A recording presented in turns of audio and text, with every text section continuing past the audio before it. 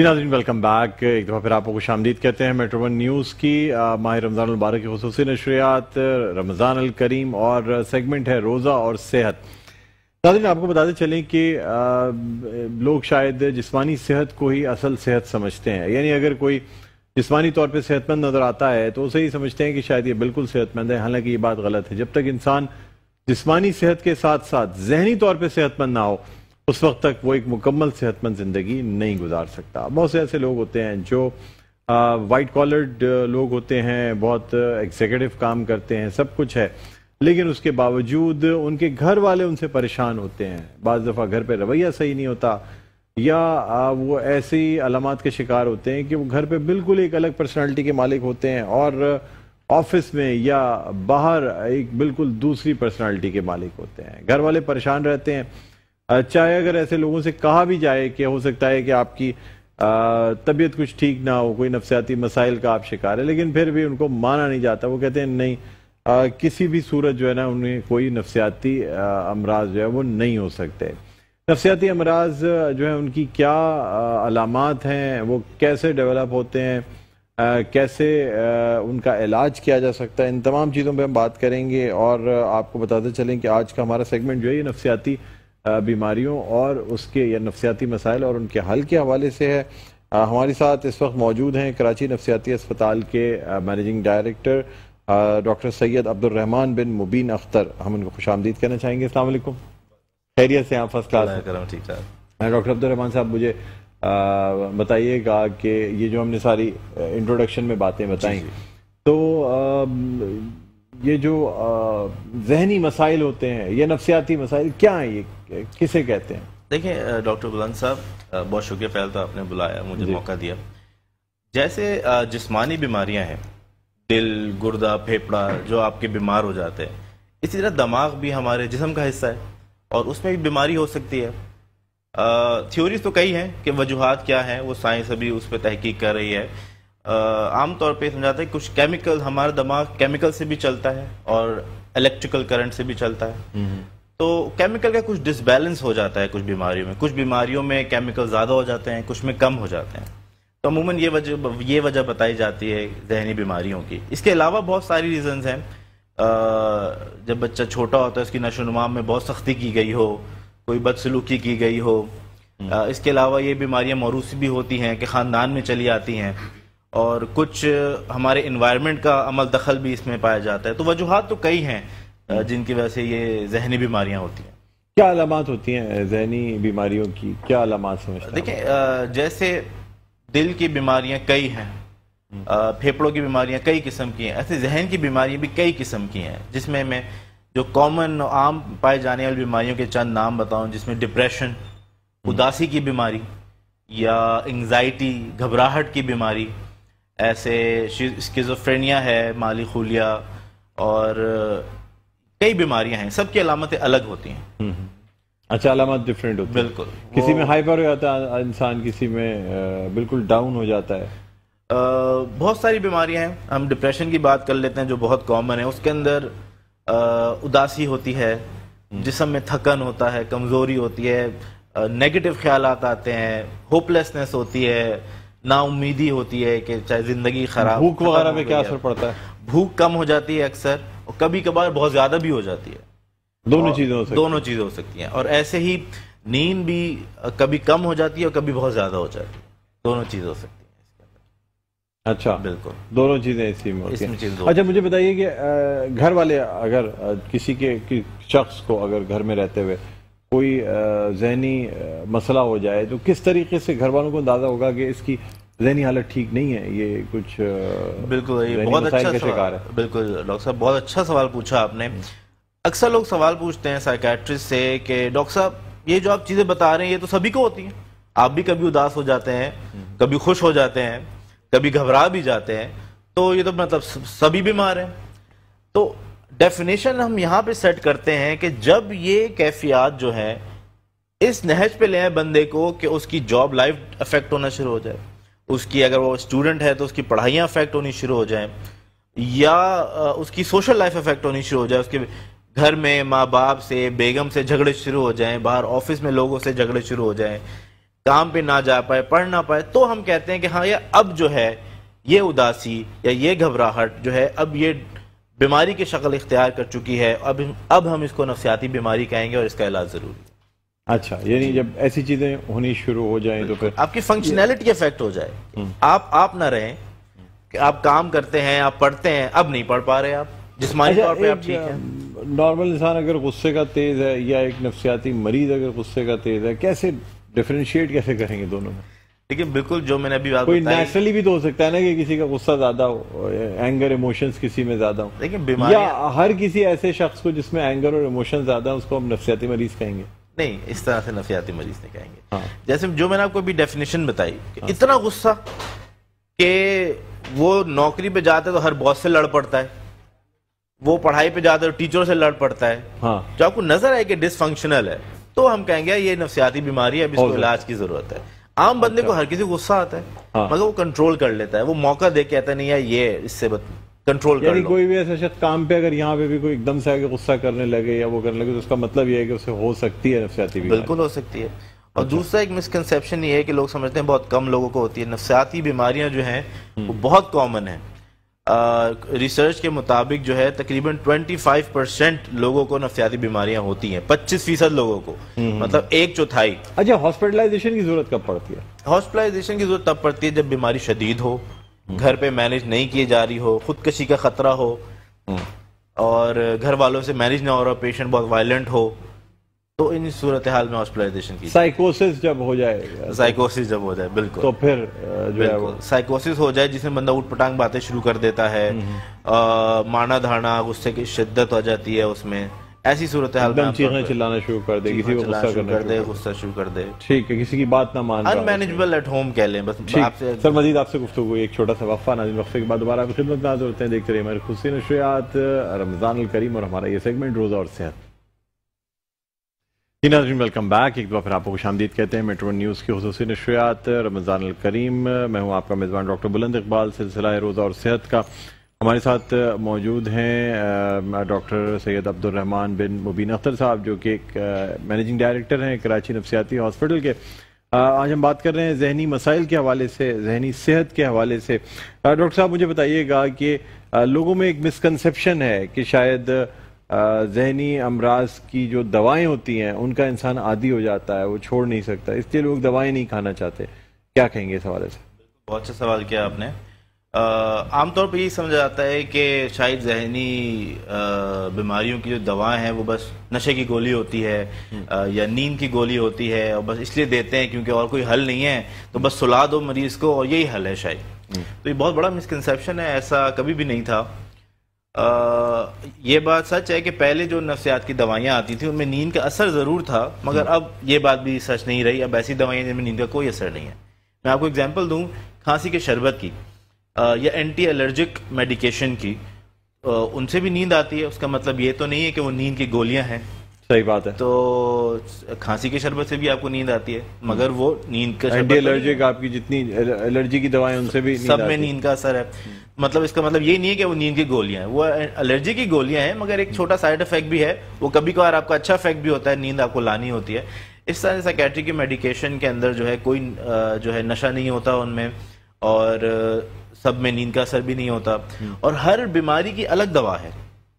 Depression کی الگ ہے، انگزائٹی کی الگ ہے، اسکیزوفرینیا، او سی ڈی کی دوائی الگ ہے۔ یہ بیماری کے حساب سے جیسے باقی جسم کے حصے ہیں کہ ہر بیماری کی دوا الگ ہوتی ہے۔ اب پیناڈول، آپ کو بخار ہے تو پیناڈول دی جائے گی، اور شوگر ہے تو کوئی شوگر کی گولی دی جائے گی۔ صحیح بات ہے، جو بیماری ہوگی اس کے حساب سے دوائی۔ اچھا، کچھ لوگوں میں ایک بیماری ہوتی ہے جو کہ بیماری ہے یا نہیں تو آپ بتائیں گے مجھے، ہاتھ دھونے کی بیماری ہوتی ہے، بار بار ہاتھ دھونا، بار بار ہاتھ دھونا۔ کچھ لوگوں میں کپڑے جھٹکنے کی بیماری ہوتی ہے، کچھ بھی کریں وہ کپڑے جھٹکتے ہیں، ہر 5 منٹ کے بعد جو ہے کپڑے جھٹکتے رہیں گے۔ کہ یہ بیماری ہے یا نہیں ہے؟ بالکل یہ بیماری ہے، اس کو ہم obsessive compulsive disorder کہتے ہیں، OCD۔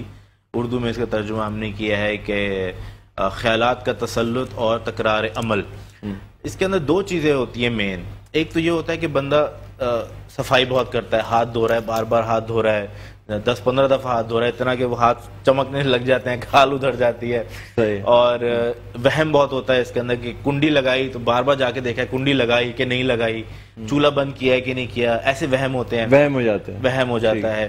اور اسی طرح سے خیالات بھی آتے ہیں اور گندے خیالات آتے ہیں، جیسے کہ جنسی خیالات آتے ہیں اپنے محرم رشتوں کے بارے میں، یا خدا اور نبی کے بارے میں، یا مذہب کے بارے میں غلط خیالات آتے ہیں، اور بندہ بہت پریشان ہوتا ہے ان سے.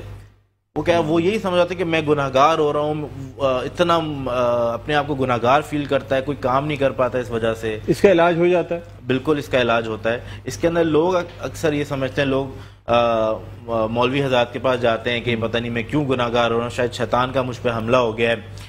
تو اس میں یہ سمجھنے کی ضرورت ہے کہ پہلی بات یہ بیماری کی وجہ سے یہ خیالات آتے ہیں، اور میرے نبی پاک صلی اللہ علیہ وسلم کی حدیث ہے کہ جب کوئی بندہ بیمار ہوتا ہے تو اس کے گناہ ایسے جھڑتے ہیں جیسے درختوں سے پتے جھڑتے ہیں. بے شک. تو بجائے آپ گناہگار ہونے کے، آپ کے تو گناہ دھل رہے ہیں کیونکہ آپ بیماری سے تڑپ رہے ہیں.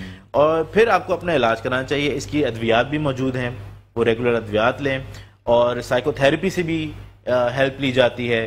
کچھ ایسے طریقے سکھائے جاتے ہیں، سائیکو تھیراپی بار بار کی جاتی ہے، تو اس سے بہت بہتری آتی ہے. ٹھیک.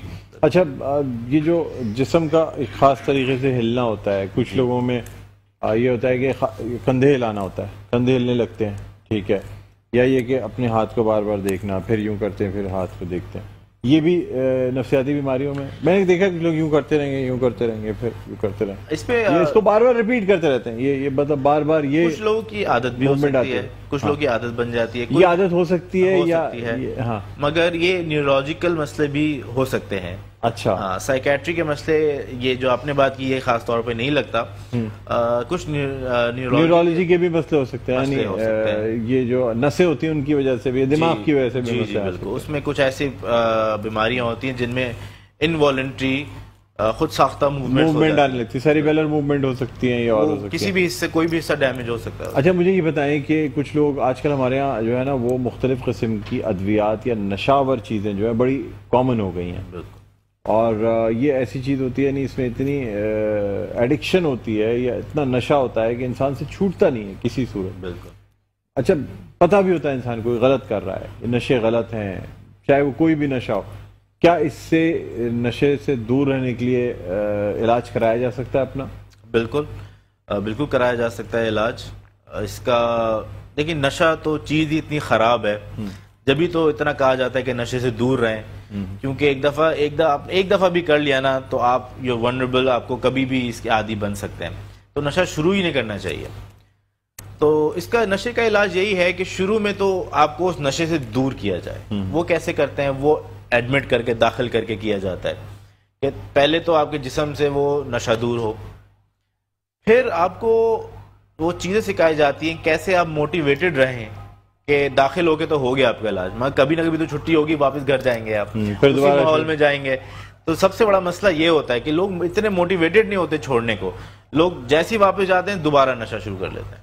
تو جب ہم کراچی سائیکیٹرک ہاسپٹل میں، ہمارا سارا فوکس اس بات پہ ہوتا ہے ان کی ریہیبلیٹیشن کے اوپر، کہ ان کو سکھایا جائے، ان کو موٹیویٹ کیا جائے کہ اس میں رمضان کا مہینہ بہترین مہینہ ہے، اس لیے کہ انسان پہ ویسے ہی تھوڑا سا انسان کو اپنے نفس سے قابو ہو جاتا ہے. اور جتنے بھی کوئی اگر نشاور شخص بھی ہوتا ہے وہ بھی کم از کم رمضان میں پرہیز کرنے میں کامیاب ہو جاتا ہے، روزے رکھ لیتا ہے. کم سے کم جو چھوٹے نشے ہوتے ہیں ان میں تو کر ہی سکتا ہے، جیسے سگریٹ، چائے، کافی. سگریٹ اس کے علاوہ میں نے اور بھی لوگوں کو دیکھا ہے کہ اگر کوئی ڈرنک کرنے والے ہوتے ہیں وہ بھی رمضان المبارک میں نہیں ڈرنک کریں گے بالکل. اور بڑی بات ہے، فخریہ کہتے ہیں کہ جی اس میں نہیں وہ کرتے، رمضان المبارک میں اجتناب کر لیتے ہیں. کیا مطلب ایسی سگریٹ، شراب یا چرس وغیرہ یہ لتیں چھوٹ جاتی ہیں، نہیں چھوٹتی؟ بالکل چھوٹ جاتی ہیں. خود سے کبھی چھوٹ سکتی ہیں یا اس کے لیے ہاسپٹلائزیشن ضروری ہوگی؟ دیکھیں، ریئلسٹک بات کروں تو ہاسپٹلائزیشن ضروری ہوتی ہے اکثر لوگوں کے لیے. کچھ لوگ ایسے بھی ہوتے ہیں مگر بہت کم ہوتے ہیں جتنا اتنی ول پاور ہوتی ہے کہ اتنا سالوں کا نشہ وہ ایسے ہی اچانک سے چھوڑ دیں. وہ بھی دیکھے ہیں میں نے لوگ، مگر بہت کم ہوتے ہیں. میجورٹی کے لیے، زیادہ تر لوگوں کے لیے داخلہ مست سمجھیں آپ، داخلہ یعنی ہونا پڑے گا. چلیں ٹھیک ہے، آپ سے مزید گفتگو رہے گی. ایک وقفہ لینا ہے، ایک شارٹ کمرشل بریک ہے، اس کے بعد دوبارہ ناظرین آپ کی خدمت میں حاضر ہوں گے. دیکھتے رہیے ہماری خصوصی نشریات رمضان الکریم. جی ناظرین، ویلکم بیک، ایک دفعہ پھر آپ کو خوش آمدید کہتے ہیں میٹرو ون نیوز کی خصوصی نشریات رمضان الکریم سیگمنٹ ہے روزہ اور صحت. اور ناظرین ہم بات کر رہے ہیں ذہنی مسائل کے حوالے سے کہ سائیکیٹرک النس کیا ہوتی ہے، کیسے اس کا علاج کیا جا سکتا ہے. ڈاکٹر سید عبدالرحمان بن مبین اختر صاحب ہمارے ساتھ موجود ہیں. ڈاکٹر صاحب مجھے بتائیے گا کراچی نفسیاتی ہاسپٹل کہاں واقع ہے اور کیا سہولیات دی جاتی ہیں؟ ناظم آباد میں ہے. پھر اس کے علاوہ بھی ہماری 3 اور برانچز ہیں، 2 نارتھ ناظم آباد میں ہے اور ایک لانڈی قائد آباد میں ہے. اچھا جی بالکل. تو یہ 4 برانچز ہیں. 4 برانچز آپ کی ہیں.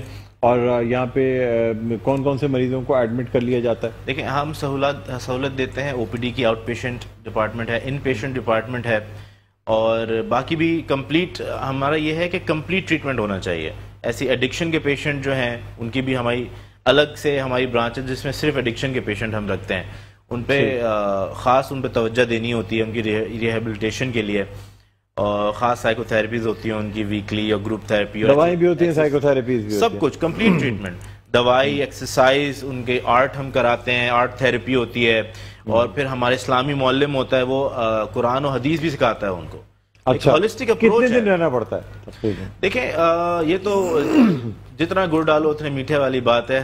ہم کہتے ہیں عموماً 6 مہینے، 3 مہینے، کم سے کم 3 مہینے تو رکھیں. کوکین کوئی عادی ہو کوکین کا، اس کو کیا کتنے دن رہنا پڑے گا؟ تقریباً سبھی نشوں کے لیے آپ سمجھیں کم 3 مہینے کم سے کم. ایک باہر کے ممالک میں عموماً 6 مہینے کا کہتے ہیں پیریڈ.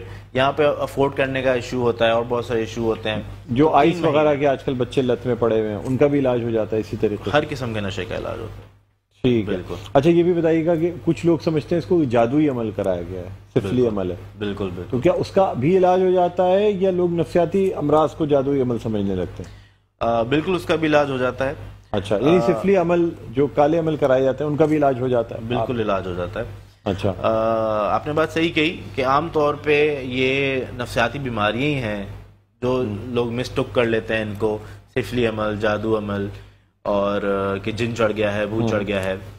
اور تو ہم لوگوں کو یہی کہتے ہیں اب آپ پوری عوام کو ایک پورا ڈاکٹرن سمجھائیں، ان کو ان کا بنا بنایا ڈاکٹرن چینج کریں، ایک بڑا کام ہے.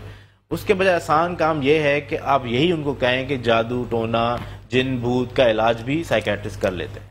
یہ میرے والد صاحب نے ڈاکٹر مبین اختر نے ایک بڑا زبردست طریقہ تجویز کیا تھا، اس سے بڑا فائدہ ہوا، بہت لوگ آئے. اچھا. اور اس سے بہت فائدہ ہوا. یعنی لوگ جو ہیں پھر اسی لیے آتے ہیں کہ سفلی عمل کے علاج بھی بعض دفعہ نفسیاتی بیماریوں کا علاج کرنے سے چیزیں بہتر ہو جاتی ہیں. بالکل ٹھیک ہو جاتی ہیں. عام طور پہ یہ سمجھا جاتا ہے کہ یہ جادو ٹونے کی وجہ سے ہے، مگر ہمیں کہیں یہ پروف نہیں ملتا ہے کہ بھائی اس پہ جن ہے، اس پہ نہیں ہے. یہ کون ثابت کرے گا؟ کون دیکھنے والا ہے؟ کون سا ٹیسٹ ہے جو جن کا اسکین کر لیتا ہے اندر سے؟ تو اس لیے بہتر ہے کہ نفسیاتی دوائیں دی جائیں. اچھا، ایسے لوگ جن کو کہ جو آپ نے بتایا نا کہ بعض دفعہ ایسی چیزیں ہو جاتی ہیں، غلط خیالات آنا، غلط چیزیں ہونا، ٹھیک ہو جاتے ہیں لوگ یا نہیں ہوتے؟ میں نے کچھ پیشنٹ دیکھے ٹھیک نہیں ہو پائے. 10 سال پہلے بھی یہی مسئلہ تھا کہ وہ ان کے گھر والے ان کو گھر پہ روک کے باندھ کے رکھتے تھے، موقع ملا وہ نکل گئے. ٹھیک ہے، خواتین کو ہو جائے تو اور مسئلہ، اس لیے کہ خواتین کی عزت اور یہ تمام چیزیں ہوتی ہیں. ٹھیک ہو جاتے ہیں یہ لوگ ایسے؟ بالکل. جبھی تو اتنا ایمفیسس ہے ہمارا کہ علاج کرائیں. سب سے بڑا مسئلہ آ جاتا ہے کہ لوگ پہلی بات تو بیماری نہیں سمجھتے، وہی جن بھوت جادو ٹونے میں لگے رہتے ہیں.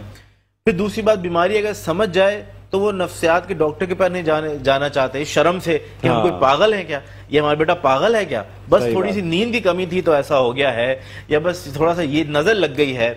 تو یہ وجہ جو معاشرے میں اسٹگما ہے، جو لیبل لگ جاتا ہے، اس کے ڈر سے لوگ علاج ہی نہیں کراتے، اس لیے صحیح نہیں ہو پاتے. علاج کرانا چاہیے، علاج کرانا اور چاہیے. یہ دوائیں جو ہیں ان کو ٹیپر آف کر کے آہستہ آہستہ کم کیا جاتا ہے. دوائیاں زیادہ تر تو بند ہو جاتی ہیں. کچھ دوائیاں تھوڑی مقدار میں کچھ لوگوں کو لمبے عرصے کے لیے دینی پڑتی ہیں، جیسے کہ شوگر اور بلڈ پریشر میں ساری زندگی دوائی کھانی پڑتی ہے.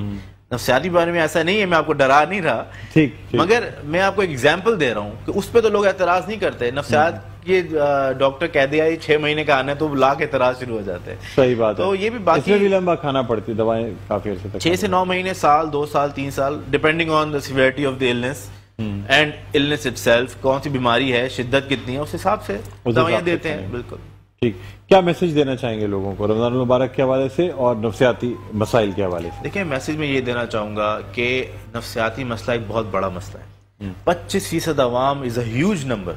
آپ 22 کروڑ میں سمجھ لیں 5 سے 6 کروڑ لوگ ہیں جن کو نفسیاتی بیماریاں ہیں. کتنے؟ 5 سے 6 کروڑ. یہ بہت بڑا نمبر ہے. بہت بڑا نمبر ہے. اور یہ تو صرف بیماریوں کا نمبر ہے. اس کے علاوہ سماجی اور نفسیاتی مسائل اس سے الگ ہیں. وہ علیحدہ ہے. تو آپ 100% لوگوں کو لے لیں تو نفس سب کو رہتے ہیں. تو آپ کو علاج کرانا چاہیے. نفسیاتی بیماریاں باقی جسمانی بیماریوں کی طرح ہیں. جیسے دل، گردہ، پھیپڑا بیمار ہوتا ہے، ایسی دماغ بھی ہمارے جسم کا حصہ ہے. اس میں بیماری ہو سکتی ہے. اس میں کوئی شرمندگی محسوس کرنے کی ضرورت نہیں ہے. اور اپنا کھل کے علاج کرائیں تاکہ بہتر زندگی جی سکیں. اچھا، زیادہ یعنی علاج ہر صورت میں کرانا چاہیے. ہر صورت میں کرانا چاہیے، چاہے ایڈمٹ ہو کے ہو یا آؤٹ پیشنٹ جو علاج بھی ہو طریقہ ہو. اس میں مشینی علاج بھی ہوتا ہے. اس سے لوگ بہت ڈرتے ہیں. فلموں میں بڑا برا دکھایا جاتا ہے کہ کرنٹ دے رہے ہیں. کرنٹ دے رہے ہیں. ہاں، کرنٹ تو بے شمار علاج میں دیا جاتا ہے اور یہ بڑا فائدہ مند ہے. تو اس سے بھی نہیں ڈرنا چاہیے. دوائیوں سے بھی نہیں گھبرانا چاہیے. اس سے بھی ٹھیک ہو جاتا ہے. یادداشت تو نہیں چلی جاتی ہے؟ ایک شارٹ عرصے کی جاتی ہے. بہت 15 سے 20 منٹ، آدھا گھنٹہ. اچھا. جیسے دوائیوں کا سائیڈ افیکٹ ہوتا ہے تھوڑی نیند آتی ہے. اس کا سائیڈ افیکٹ تھوڑی سی یادداشت جا سکتی ہے یا تھوڑی دیر کنفیوز ہو سکتا ہے بندہ. یہ بہت ٹیمپریری. اس کے بعد اوکے ہو جاتے ہیں. بالکل بہت بہتر ہوتا ہے جب بھی یوز کی جاتی ہے. ٹھیک ہے. یعنی اگر کسی شخص کو ایسا سمجھے، گھر والے بھی فون کر کے یا آپ سے مدد لے سکتے ہیں اگر کسی اپنے گھر کے. بالکل، آپ یہ اچھی بات بتائی آپ نے. میں کراچی سائیکیٹرک ہاسپٹل کی کچھ چیزیں بتاتا چلوں کہ ہم کئی قسم کی سروسز پرووائڈ کرتے ہیں. اس میں ایک سروس یہ بھی ہے ہوم کنسلٹیشن کی. اور اس میں یہ کرتے ہیں کہ بہت سارے سائیکیٹرک مریض کو لوگ ہینڈل نہیں کر سکتے تو ہم اپنا اسٹاف، ڈاکٹر، نرسز گھر بھیج دیتے ہیں اور گھر جا کے بھی ٹریٹمنٹ کر دیتے ہیں. اور ایڈمیشن کی ضرورت ہو تو گھر جا کے ہمارے اسٹاف ان کو دوائیں دے کے ہاسپٹل لے آتا ہے، ایڈمٹ کر لیتا ہے. اس کے علاوہ ہم نے کمپلیٹلی ہمارا آن لائن سسٹم ہے. آپ آن لائن، بہت سی خواتین ہیں گھر سے نکل کے اسپتال تک نہیں آ سکتی تو وہ آن لائن گھر بیٹھے بیٹھے پیمنٹ کریں، گھر بیٹھے بیٹھے ڈاکٹر کو دکھائیں، گھر بیٹھے بیٹھے دوائیاں حاصل کر لیں. ہمارا کمپلیٹ آن لائن سسٹم ہے. اچھا، complete on line system. Complete on line system. اور اس میں پھر یہ ہے کہ خود بخود ساری چیزیں وہ ہو جاتی ہیں. یعنی آپ ڈاکٹر نے دیکھ لیا، دوائی دے دی تو ہو گیا کام سر. اچھا، گھر بیٹھے بیٹھے دوائی ٹی سی ایس سے آ جاتی ہیں. آن لائن آپ ایزی پیسہ یا میزان بینک ٹرانسفر وغیرہ سے ٹرانسفر کر دیں. ڈاکٹر آپ کو on line zoom, what's app. کب آپ سمجھتے ہیں کہ مریض ٹھیک ہو گیا بالکل؟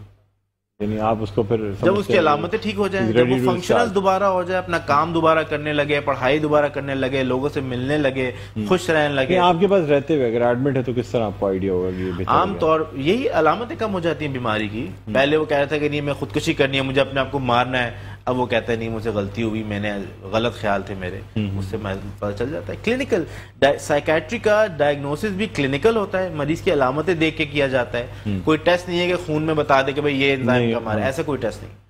کلینکل ہوتا ہے اور اس کی جو امپروومنٹ ہوتی ہے وہ بھی کلینکلی جج کی جاتی ہے. ٹھیک ہے. ڈاکٹر سید عبد الرحمان بن مبین اختر ہمارے ساتھ موجود تھے. بہت بہت شکریہ آپ کا تشریف لائے. امید کرتے ہیں جن لوگوں نے دیکھا ان کو آئیڈیا ہوا ہوگا کہ کس طریقے سے جو ذہنی یا دماغی بیماریاں ہیں ان کو کس طریقے سے حل کیا جاتا ہے اور کس طریقے سے ان کا علاج کیا جاتا ہے اور کامیاب علاج کیا جاتا ہے. اس میں کوئی گھبرانے کی بات نہیں ہے. اس میں کوئی ڈاکٹر سے دور جانے کی بات نہیں. اگر کوئی ایسا مسئلہ ہے تو آپ اپنا علاج کرائیں. اگر آپ علاج کرا لیں گے تو آپ ایک نارمل انسان کی طرح زندگی گزار سکتے ہیں. بہرحال ناظرین، ہمارے اس سیگمنٹ کا وقت اپنے اختتام پر پہنچتا ہے. یہاں ہم ایک وقفہ لینا چاہیں گے. وقفے کے بعد دوبارہ خدمت میں حاضر ہوتے ہیں. دیکھتے رہیں ہماری خصوصی نشریات رمضان الکریم.